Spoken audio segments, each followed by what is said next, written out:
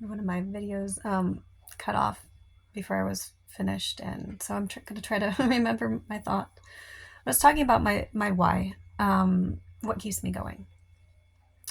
When I was sick, I constantly needed something to keep me going, and at first, for the first few years, it was actually kind of the first 3 years. I was in a relationship, and I had just seen some major breakthroughs in my health and in my ex husband's health. We were now separated, but I had seen some major progress with nutrient therapy for him.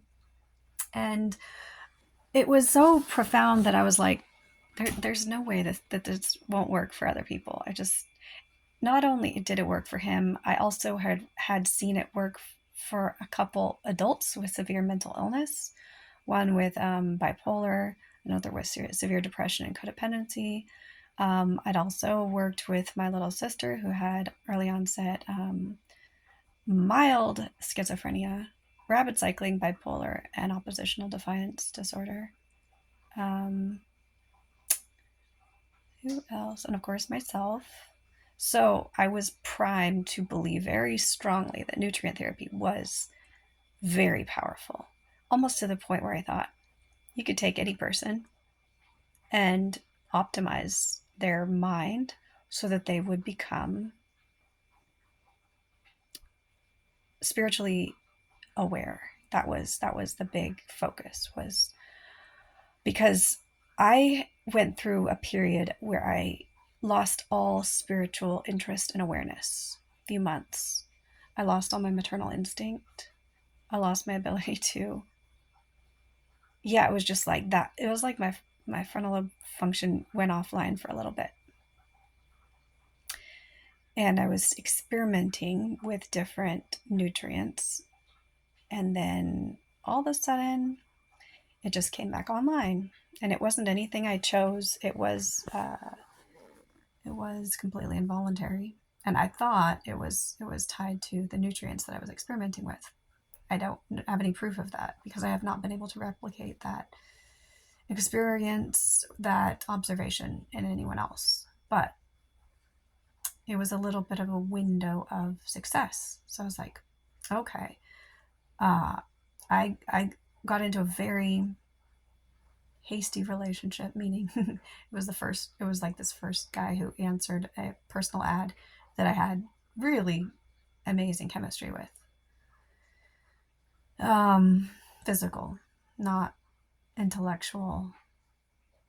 The emotions definitely were there, but not physical or spiritual. I'm sorry, not intellectual or spiritual.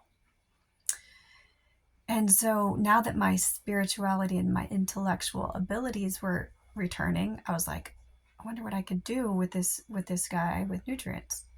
So I was very limited in what I could do because he wasn't just going to take a whole bunch of stuff or change his lifestyle much. He wasn't willing to stop smoking or drinking. But he was, or drinking Monster Energy drinks, or watching porn.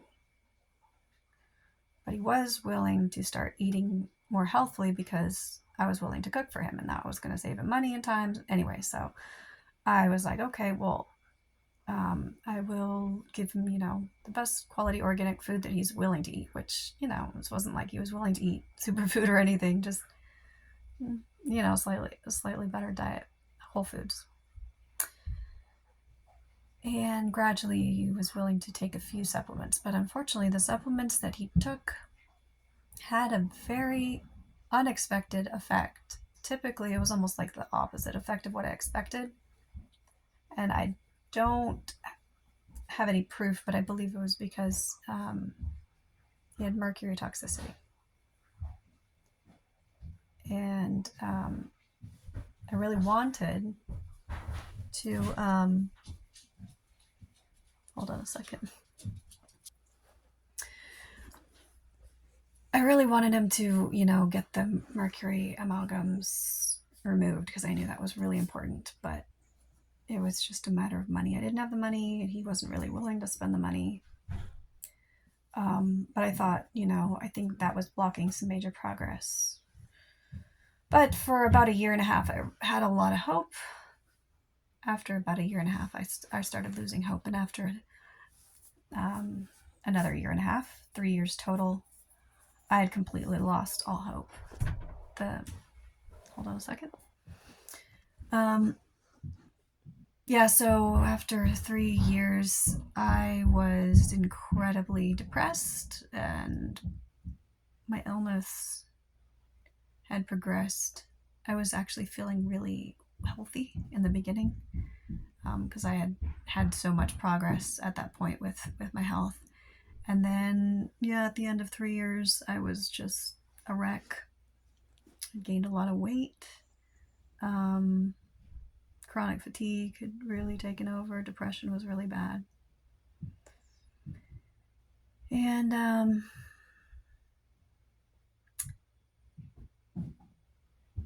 I haven't lost that expectation, though, that nutrient therapy is really powerful. I've read lots of books about it. One of them was Mood Cure. The other was Nutrient Power, that talks about, and there's so many people who are doing amazing things with health coaching, detoxification, understanding methylation. So I do think it's really powerful, but it's very difficult to accomplish if you don't have a person's will fully activated, and they're not really that interested in getting well. They're not really willing to put in the effort. And that's what I keep looking for, is how to activate a person's will. That's the key. That's the holy grail to me.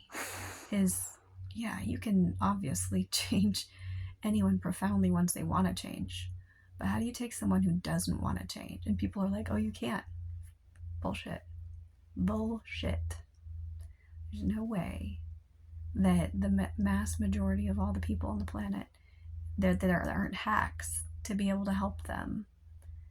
And I already know so much of what is happening in our society, in our world, is actually working in the opposite direction, to enslave the will.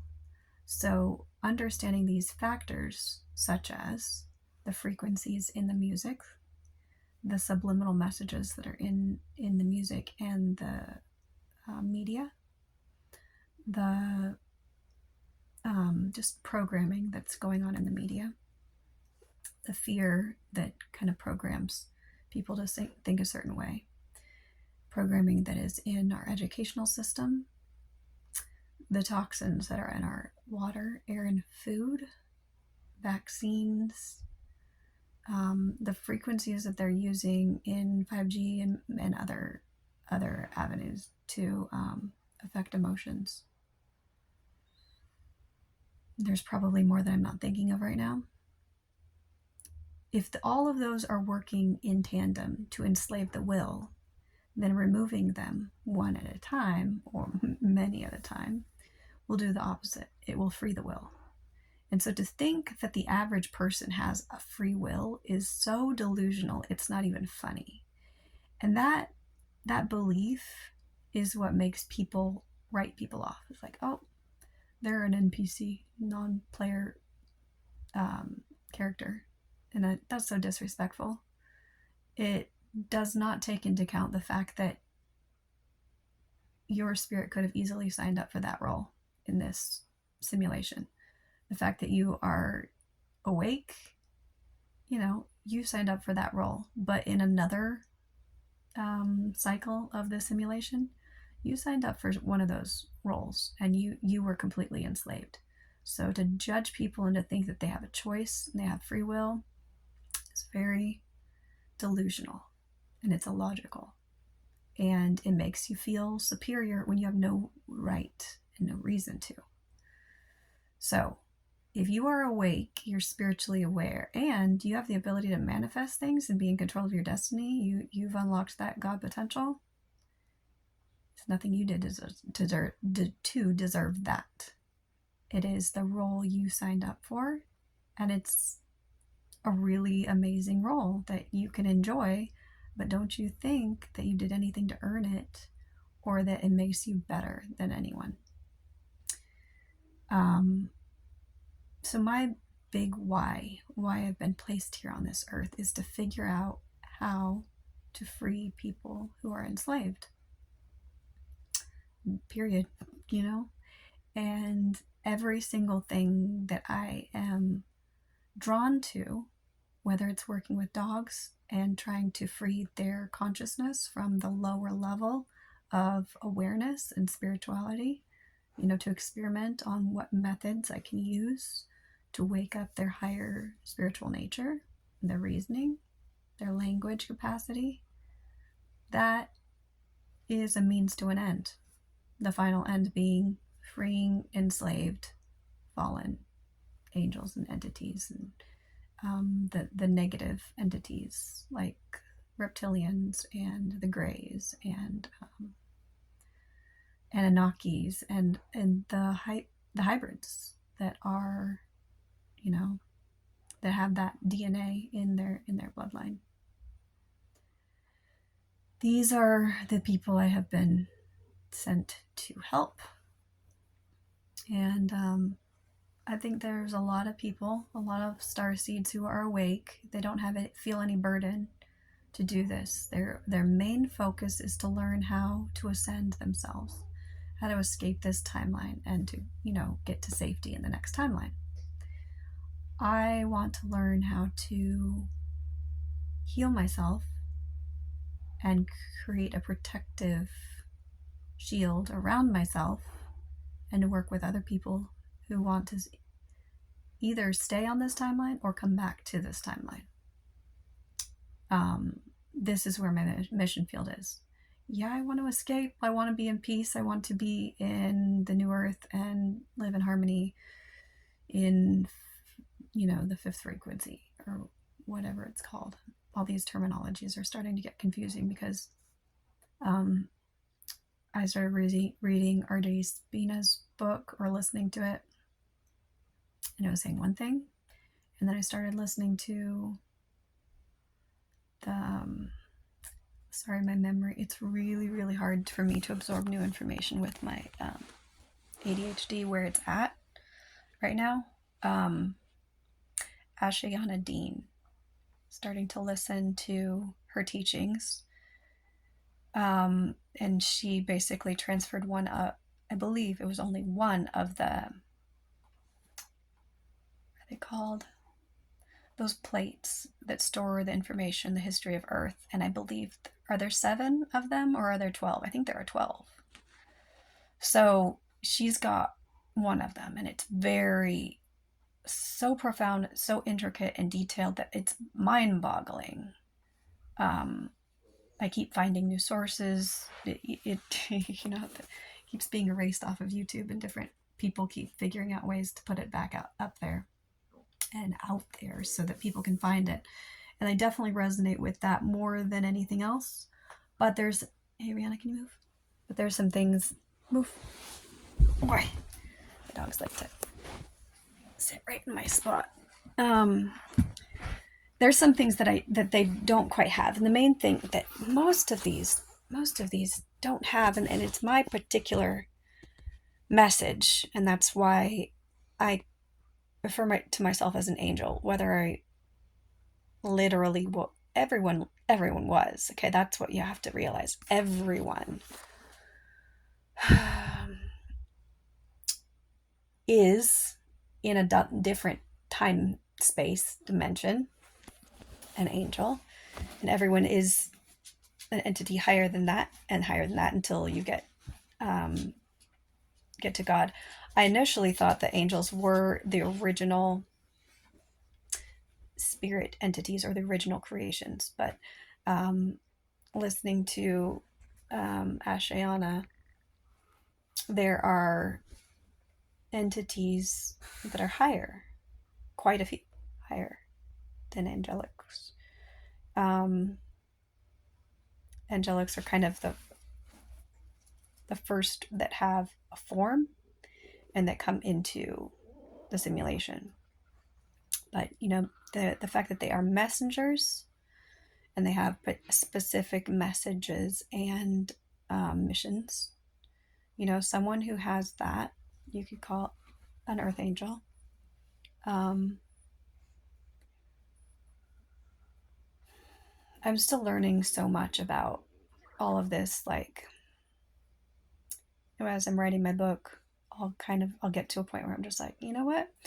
I'm really not sure. I'll write it out and I'm like, okay, this is my current understanding, but it's open to further revelation. And, because I didn't get divine revelation. Glacier. Okay, settle down. You don't get up. And so I'll just kind of like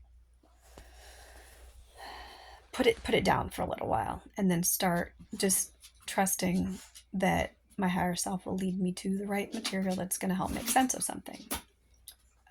So where I'm at right now is trying to get to the I believe there are 12 core virtues that create God's character, and they can't be broken down further than that. They can't be simplified further than that. They're the most basic, and any virtue that is not on that list is created as a combination of two or more. And I could go over that in a different video.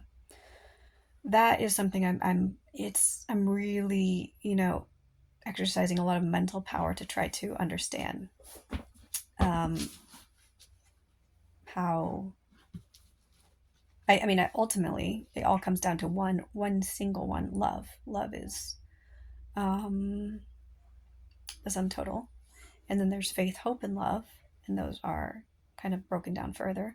And then those are broken down into 12, and those probably are broken down into many more. But I'm particularly interested in the 12 because 12 is such an important number. It's such a sacred number. With the 12 sons of Jacob and the 12 tribes of Israel, and 12 disciples of Christ, and the 12 gates of the New Jerusalem. And then there's 12 signs of the zodiac, and I learned that there are 12 original planets in our solar system. There's only 7 now, but there's also 12 chakras. I think there's more than that, but 12, yes. 12 months in the year, 12 hours of daylight. I mean, like, so many 12s. And so the archetypes, that was something that is very like, I want to understand how the signs of the zodiac are broken down, how we can understand these personality types on a more, like, creating almost like a personality test, like the Big Five, where there are 12 archetypes, and each archetype has an expression of 12 different potentials, and then those can be broken down into 1,000 different increments, creating 144,000 possible versions of each archetype. I'm trying to see if this harmonizes with what Ashayana Dean is saying, and there's saying that there are 12 lifetimes, 12 lives, and there are 144. There's some correlation, some that I'm seeing in there with the numbers and stuff. So I'm going to keep studying, but that's where I'm in my book. But all of this basically is to help understand human nature and to understand the different timelines you have potential for. You have your most ideal timeline. Every single person has their most ideal timeline and their least ideal timeline. And understanding how to help other people jump timelines, understand themselves, and then understand how to raise their frequencies, their, the number of oscillations that they're vibrating at.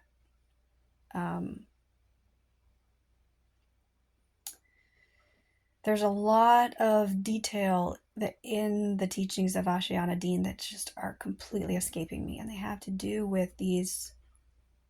I can't even remember the words. It's not sinking in. I just have to keep listening to it. But that's ultimately my why, and that's why this relationship with Don Freeward has been so instrumental, is because he's a symbol of someone who doesn't have a will to change. There's nothing I can do. I can give unconditional love whenever he's willing to accept it. He doesn't even recognize it. In his story, he's the hero who's giving me unconditional love and constantly forgiving me, and I'm the one who's got borderline personality disorder or narcissistic personality disorder, and I'm the one who's unstable and manic and pushing him away and lashing out at him and codependent and all that. And so nothing I can do to convince him otherwise. I can be super stable. I'm not perfect, and so I do have my instabilities, which doesn't help, and I'm trying to push myself past my limits to be there for him and to be stable. Sometimes I'm just not able to be.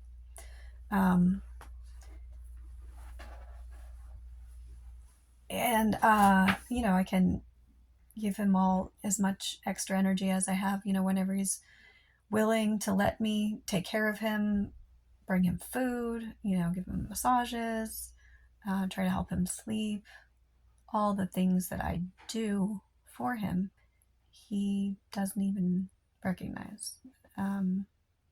He does sometimes. He gets to the place where his shadow self is very, very subdued. And at those points, he sees me for a little bit for who I am. And he sees me as valuable and that I'm worth a lot, and I'm worth, him being the best version of himself for. But even in those times, he admits that he's not willing to change. He's not able to make those decisions to stop drinking, to, prioritize his time better so that he's taking better care of his body and not becoming manic himself. And it's almost like the more I give him, the more he takes advantage. So it's been about 3 months of me trying this method of, showing him what unconditional love is. And I can see very clearly now that it's not working.